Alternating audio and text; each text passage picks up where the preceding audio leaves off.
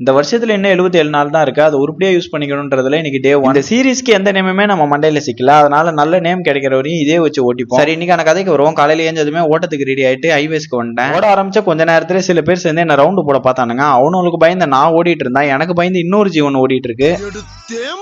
ஓட்டம் மார்க்கெட் கூட நான் பாக்கலையே.